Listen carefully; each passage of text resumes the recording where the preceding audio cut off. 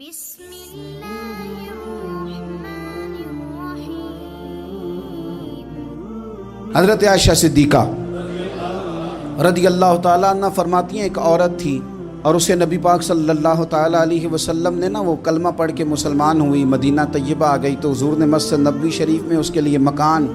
ایک سادہ سا کمرہ ساتھ مسجد کے بنوا دیا، وہیں رہنے لگی۔ اکثر وہ سیدہ طیبہ کے پاس آتی تو حضرت عائشہ صدیقہ رضی اللہ تعالیٰ عنہ فرماتی ہیں وہ بڑی باتیں سناتی اور آخر میں کہتی وہ ہار والا دن بھی بڑا عجیب دن تھا اور میرے رب کی قدرتوں کا دن تھا، وہ بھی بڑا عجیب دن تھا۔ سیدہ عائشہ صدیقہ رضی اللہ تعالیٰ عنہ ایک دن فرمانے لگی کہ تو ہار والے دن کا بڑا ذکر کرتی ہے، وہ کیا دن تھا؟ تو خاتون کہنے لگی اماں جی وہ دن تھا جب میرے رب پر بھروسہ اور مضبوط ہو گیا، جس دن میرا اپنے رب پر توکل اور بڑھا، میرے ایمان میں یقین میں اور پختگی آئی۔ کہنے لگی میں ایک گھر کی کنیز تھی، نوکرانی تھی، اس گھر میں ایک بچی تھی جس کے پاس سونے چاندی ہیرے جواہرات کا ہار تھا۔ اس زمانے میں چمڑے کے اوپر لوگ ہیرے جواہرات لگاتے تھے، کئی دفعہ سرخ رنگ کے چمڑے پہ لگائے جاتے تھے، وہ بچی پہنتی تھی تو کہتی ہوں بچی کے اس نے اتار کے رکھا یا اس سے گرا وہ ہار تو چیل اسے اٹھا کے لے گئی گوشت سمجھ کے اور میرے سامنے اٹھا کے لے گئی۔ گھر والوں نے مجھ سے پوچھا، یہ بخاری میں موجود ہے، گھر والوں نے پوچھا مجھ سے کہ وہ ہار کہاں ہے تو میں نے کہا چیل اٹھا کے لے گئی۔ گھر میں کچھ چوری ہو جائے تو سب سے پہلا الزام کس پہ لگتا ہے؟ ملازمین پہ۔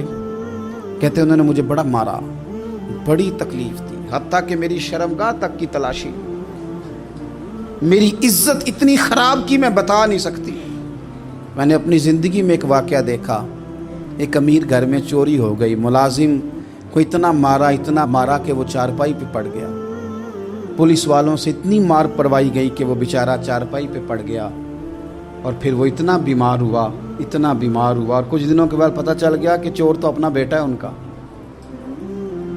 پھر اس کا انتقال ہو گیا۔ اب وہ سیٹھ صاحب اور گھر والے آ کے مرنے والے کے کان میں معافی مانگ رہے ہیں، کان میں۔ تو میں نے ان سے پھر کہا تھا کہ یہ تو اب چلا گیا ہے، تمہارا زور چلتا تھا نا تو تم نے قانون خریدا اور تم نے اسے جتنا ہو سکا تم نے اسے مار پڑوائی، تمہارے پاس جو عدالتیں تھیں تم نے وہاں کارروائی کی، اب ایک عدالت قیامت کے دن لگے گی۔ یہ کمزور تھا نا، کچھ کر نہیں سکا۔ میرے نبی پاک صلی اللہ علیہ وسلم نے فرمایا سن لو،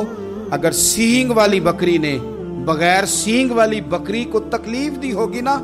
تو قیامت کے دن اسے بھی بدلہ دینا پڑے گا کہ تیرے پاس سینگ تھے اور تو نے اسے مارا تھا۔ وہ خاتون عرض کرتی ہے سیدہ عائشہ کی خدمت میں کہ مجھے بڑا مارا، مجھے تکلیف دی، میں کہہ رہی تھی کہ میرے سامنے چیل لے گئی ہے پر وہ نہیں مان رہے تھے، اماں جی انہوں نے مجھے بڑا مارا۔